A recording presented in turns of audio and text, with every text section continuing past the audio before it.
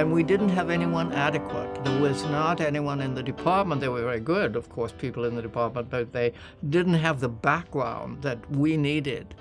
And so I thought of moving.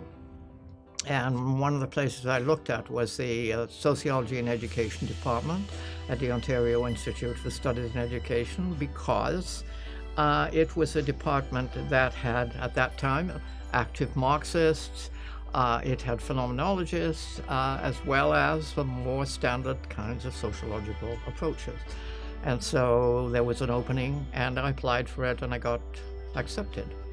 And at the same time, myself and a group of students who'd worked with me were doing work with the Federation of Women Teachers of Ontario, which of course no longer exists. And they had been extremely important in the whole development of the women's movement in Ontario. We did some work for them around, it's actually kind of rather nice because we were not very expert in quantitative methods, but we did find out some things about why it was that somehow the number of women teachers seemed to decline over periods of time. Was because if they went on, if they took maternity leave, they only got a half year's seniority, so their seniority would sort of progressively fall behind. And we pointed this out to the Federation. They managed to get the rules changed so that even if you were on maternity leave, you got a full year's seniority. And my daughter-in-law was on maternity leave 5 years ago, and she benefited from this. But it should be preserved. It should be allowed, it should be promoted, it should be able to be active in ways that reach out beyond what is the conventional, what seems like obvious, because the discovery of the new issues and problems that exist for women, particularly, I think internationally, this is an important potential basis.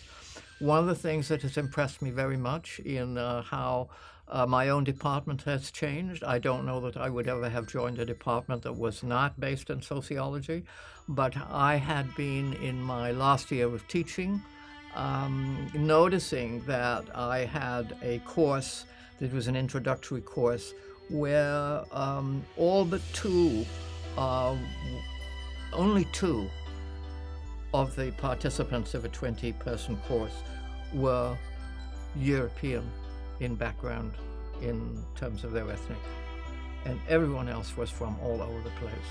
And I know that this is one of the striking things about the current department, as it's changed completely, that it has a presence for people who otherwise may not feel at home in the university.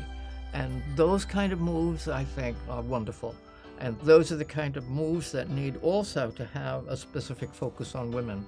And what Roxana was doing in developing internationally, I think that was of the greatest importance.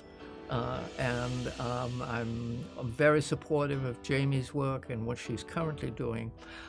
I would like to see the University of Toronto, I would like to see the administration of OISE being really concerned, not just to hold on to the center, but to give it the capacity to go beyond, which is what has been the way of the women's movement.